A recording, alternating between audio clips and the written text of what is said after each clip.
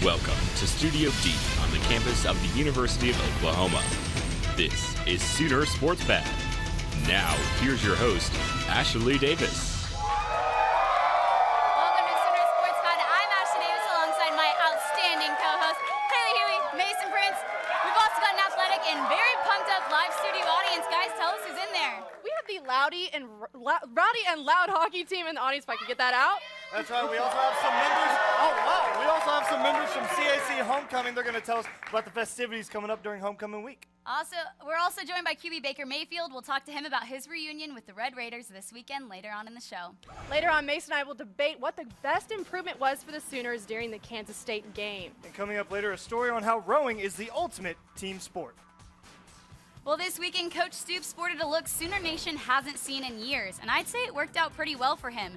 This weekend, Coach Stoops rocked the no-visor look to salute his longtime friend and old boss Steve Spurrier, who announced his retirement from South Carolina last week.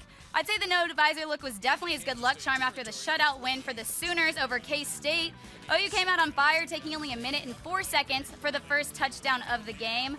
OU was the first team to shut out the Wildcats at home since 1996. It was definitely a different team than the one that lost to K-State last year and the one that lost to unranked Texas last week. I think it's safe to say the Sooners are back on track. Well, the Sooners dominated with a 55-0 win this last weekend and really focused on finding the balance between their running and passing games. But break it down for us, guys. Why was the running and passing games both so successful this last weekend? Well, it was the amount of guys that got involved. 6 different guys contributed to 232 yards rushing. The three-headed monster running back worked really, really well. Daniel Brooks, Samaje Perine, and Joe Mixon. He led the way in terms of rushing. Baker Mayfield, how about him? Had a great day as well. 52 yards on the ground. Not bad at all. Again, that he's a great athlete on the ground as well. All in all, it was a great performance after a poor week against Texas. They came out ready to play. The Sooners looked like a completely different team from last week.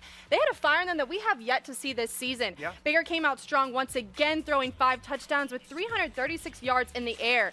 D.D. Westbrook had the most receiving yards on the day with 85 and 1 touchdown. I really like the tempo the offense had this game. It was quick and gave the K-State defense less time to think, which led to successful plays for the Sooners. That's right. Last week, the face-off question was which player is going to help the Sooners get back on track against K-State, and Mason and Haley gave some pretty spot-on predictions. Let's take a look. Kansas State doesn't throw the ball a whole lot, but, all he needs is one throw his way to make a big play. He's an electrifying player. Zack Sanchez is about to go off. Well, Sterling Shepard will definitely be the saving grace against Kansas State. We've seen Sterling in games like Tennessee this year where he knew he had to step up in the clutch to help the Sooners out. We're brilliant, Haley. I think honestly. we're absolutely incredibly brilliant. I said he was smart. going to have an impact, and I was absolutely right. 1 tackle, 2 interceptions. One of those interceptions returned for a 38-yard touchdown. Zack Sanchez had a great game.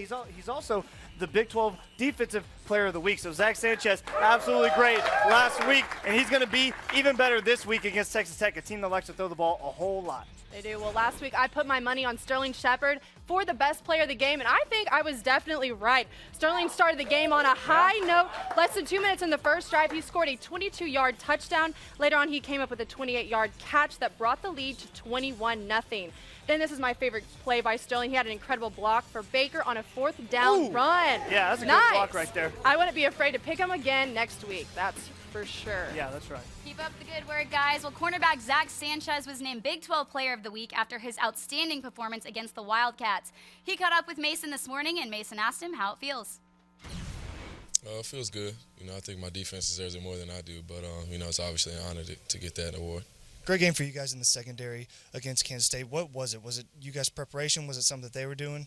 Yeah, definitely. And the guys up front, when you're in the quarterback's face and making them, throw ill-advised throws, it helps you out in the back end a lot. So, we give a lot of credit to those guys up front, of making the quarterback uncomfortable and then doing our job on the back end, just making plays like we're supposed to. Last week I picked you as my Impact Player of the Week on Sooner Sports Pad. Am I a genius? I guess you are. I guess you can tell the future. I can tell the future. All right, what kind of challenge does Texas Tech present this week? 3rd-ranked passing offense in the Big 12. Yeah, just a real explosive offense, a lot of athletes, spread you out and, throw the ball everywhere. So we got to be great in space and with our eyes and tackle well, when those guys make plays. What kind of challenge does the quarterback bring? Is he as athletic as you guys think he's going to be? Definitely. You know, he showed glimpses of it last year, and I think this year he's a lot better quarterback than what he was last year. You know, he's good with his feet, you know, and when he gets out the pocket, he can make the throws down the field. You know, but our guys up front will do a good job containing them and, you know, making them uncomfortable, and then we got to do our job in the back end. Defense seems to get better every week. What do you guys need to improve on coming into Texas Tech? Just, you know, the little things, get back to the basics and, you know, not think too much about last week or what we just did and just keep trying to get better week in and week out, you know, technical-wise, tackling, the same things that, you know, we try to do every week. Should I pick you as my impact player again? Every week. You're a good luck charm. All right, every week. Thanks, Zach. Huge congratulations to Zack Sanchez, but an amazing game for both the offense and defense. Give us a breakdown of what the Sooners did well against the Wildcats this weekend. Well, the offense was absolutely great. We know the line needed improvement. They did in a big way. 3 sacks in the first half they allowed, but they got better in the second, not allowing another one, so that was really great for them. Baker had another great day, 5 touchdowns in the first half. He's now the 4th highest rated passer in the nation, so he's having a great season as well. We definitely saw what this offense is capable of, and we should see more of it against Texas Tech. It's going to be a shootout. I can't wait for it. Well, defense really stepped up to the plate this Saturday. I mean, come on, how many times have y'all seen a shutout this season?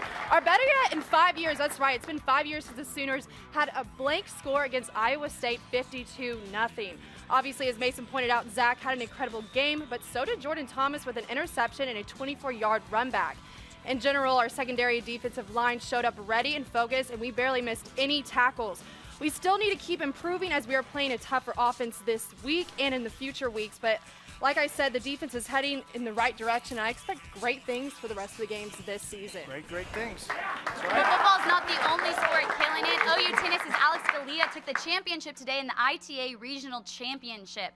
Galea went in a back-and-forth battle, 7-5, but bouncing back to take the third set, 6-2. The Sooners won the title each year dating back to 2010. But I'm now joined by hockey's Patrick Grace. Thank you so much for joining us tonight. No problem. Y'all are 7 games into your season, but compete all the way through March. Give us a breakdown about, the preparations you guys are taking to go forward with your season. Well, we usually practice every day, so we're going to be going back to work and practice here tomorrow, and we got some road games coming up, and hopefully we'll be coming home with some wins there. So Awesome. Well, we wish y'all the best of luck. Don't go anywhere because coming up next, we've got Face Off. Mason and Haley debate which Sooner is having the best NFL season. We'll be back right after this.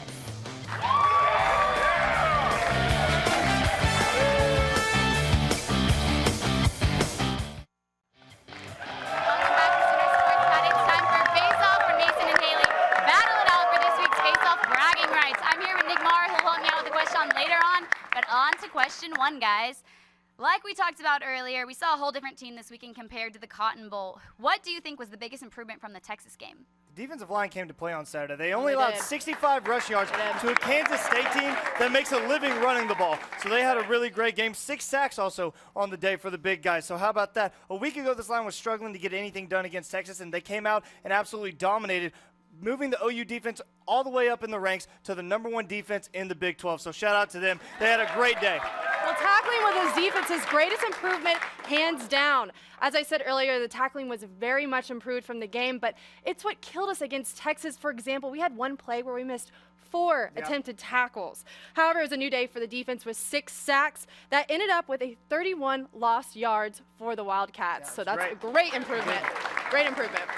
All right, on to question 2. OU is still ranked behind 3 Big 12 teams in the AP polls. TCU, OSU, and Baylor are also the last 3 matchups on the schedule for the Sooners. Who's going to be the toughest opponent left on the schedule? Trayvon Boykin makes TCU dangerous. Listen to this. He ranks 4th in passing yards in the nation, 1st in total offense in the Big 12. And he's also passing to the leading receiver in the Big 12, Josh Doxson. Also, TCU has the 4th best defense in the Big 12, and they're traditionally very good on the defensive side of the ball. So look out for TCU. They got a really good team this year. Well, I can't lie, I'm a little nervous to go down to Waco in a few weeks. Baylor's been playing incredible every game this season. Their offense is explosive. I mean, on all their opponents, they've outscored them by double digits. However, their defense is a little shaky, and the offense has had to pick up their slack. But I 100% think the Sooners can beat them in a few weeks if we keep improving how we have been. Well, I'm here with Nick, who's on the CAC Homecoming Committee. Thank you so much for being here today. Thanks for having me. Give us a little bit of the highlights of this weekend's festivities going on. Yeah, so tomorrow we have our what we call Night at the Huff, where competing groups will come and they'll face off against each other in basketball and volleyball. Thursday we have our Fill the Oval event, which is a big fundraiser that we do for Soonerthon, which is another really big CAC event. And then Friday night, something that I've been working on for a long time now is our what we call the Raw Rally, which is our really big pep rally that we're doing. It's one of the biggest student events on campus. It's going to be really, really big. It's at the Lloyd Noble Center. We're hoping to have like somewhere around 9,000 people. Wow. All the athletic teams are coming out, alumni, the band, everybody's going to be there. And then we top it all off Saturday morning at 11:30 with the homecoming parade. Awesome. Well, I know the students on campus are so excited, and Nick has your last face-off question, guys. Speaking of alumni, OU has really been represented in the NFL, especially this last weekend. So which Sooner is having the best NFL season? Gerald McCoy is earning that big contract. He's third in the NFL in sacks. He has 4.5 so far. He also has 11 tackles so far this season. He had a bye week this last week. This upcoming week, though, they're playing the Washington Redskins. The Tampa Bay Buccaneers are, and he's had a pretty good record against the Washington Redskins. So get ready. Gerald McCoy is going to keep playing well. Well, Landry Jones had his NFL debut, and he saved the game. Yeah, I know that this is the first time he stepped out on the field, but come on, he played great. After taking Michael Vick's spot after a knee to the head, he completed 8 for 12 passes for 186 yards and 2 touchdowns. And on the second, he threw to Martavius Bryant, who scored an 88-yard TD, which was more than Vick had in the entire day total. Yeah. And Landry saved the day and sealed the win for the Steelers with that touchdown. So that was very impressive, and I'm proud of him. All right, well, this is going to be a tough one, guys. Audience, it's time to choose your face-off winner for this week. Was it Mason? It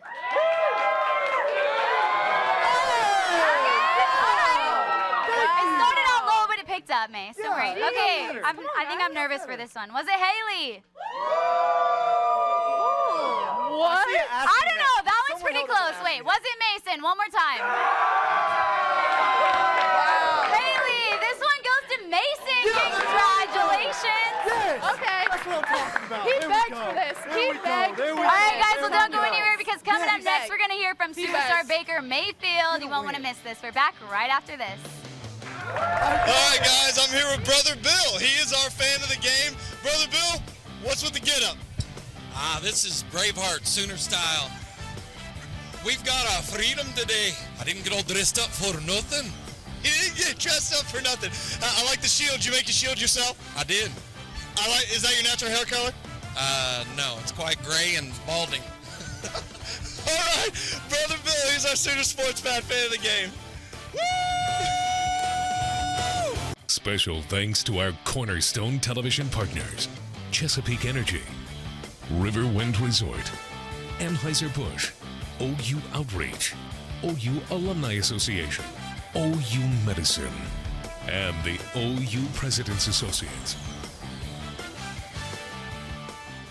Welcome back to Sooner Sports Pad. The rowing team came out with an outstanding performance in their home opener, the head of Oklahoma. Sooner Sports Pad's Catherine James has the insight on how this could be their best season yet.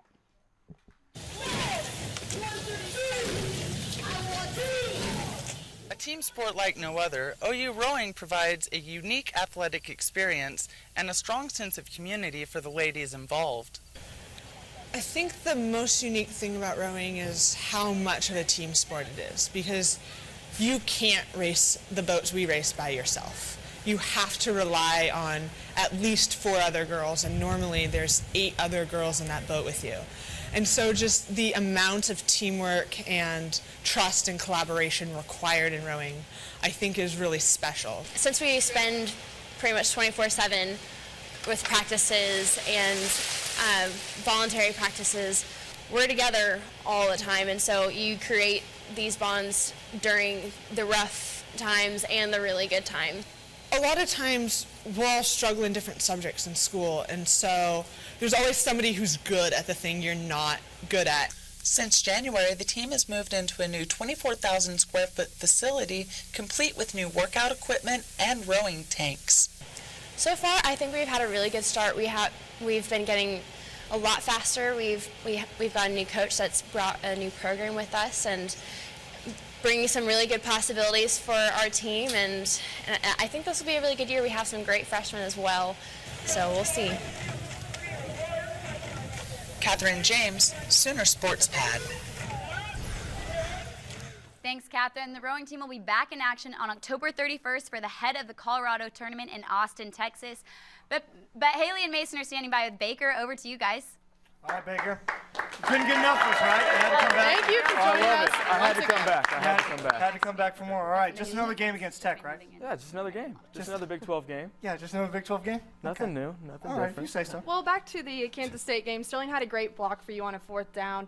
What was that like? Have you seen the play, and what does it feel like having receivers who can block like that for you? You know, it's always great when you have your guys fighting for you. I took off, and it was pretty open in the middle, and then I saw number 9 out of the corner of my eye, and I also saw Shep running after him. But I didn't get to see the hit live. I saw it on the film yesterday. He got him pretty good. He got hurt, so it's always nice to see your guys protecting you like that. You're the 4th highest rated passer in the nation. You're 3rd in the Big 12, though. Does that speak to how good this conference is, just how good the quarterbacks are? It speaks a lot about the Big 12. I mean, the offenses in this conference, they're huge. And so anybody can lose to anybody, and the offenses are going to light it up. And that's why our defense played lights out, and that's huge for us. And they need to carry that on into next week, too. We've only had 3 interceptions so far this season, which is pretty good. What do you attribute that to? Your vision, your receivers, or maybe even something else? I felt like I've matured as a player, and my decision-making so far this year has been pretty good. And so we're seeing that in the interception category, so hopefully I can just continue that going into next week too.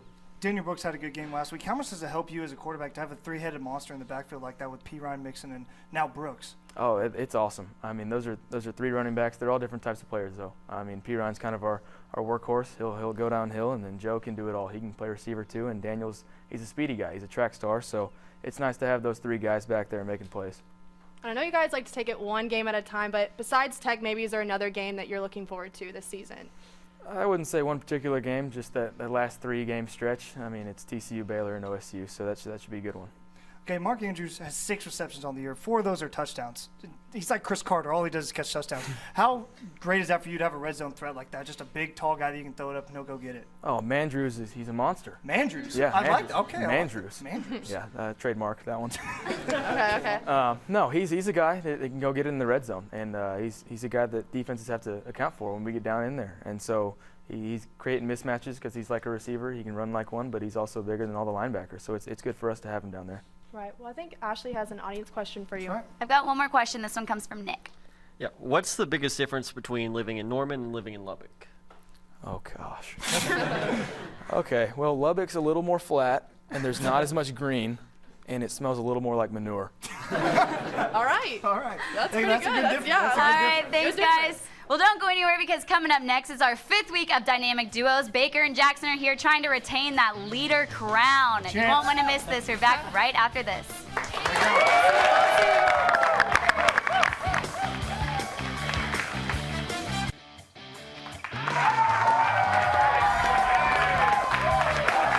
Welcome back to Sooner Sports Pad. It's time for Dynamic Duos.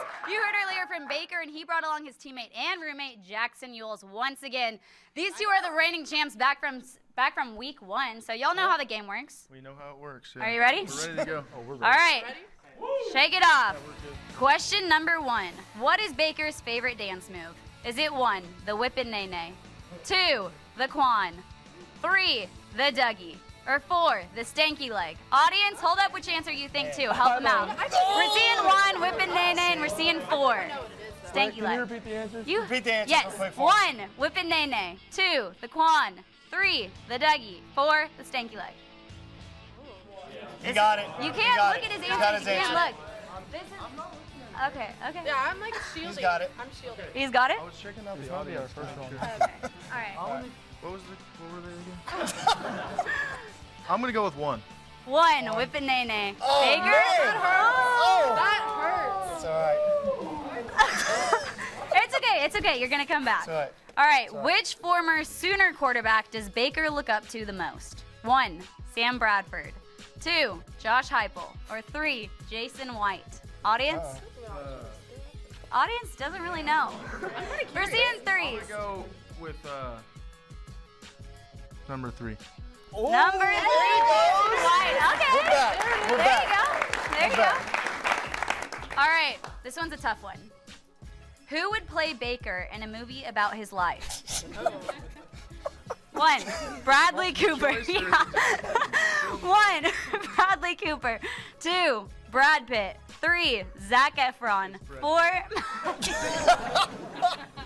you have to give him time to think. Audience. He already got his answer. Okay, He already got it. All right, 2, Brad Pitt. He got it. That's pretty He got good. it right off the That's bat. pretty good.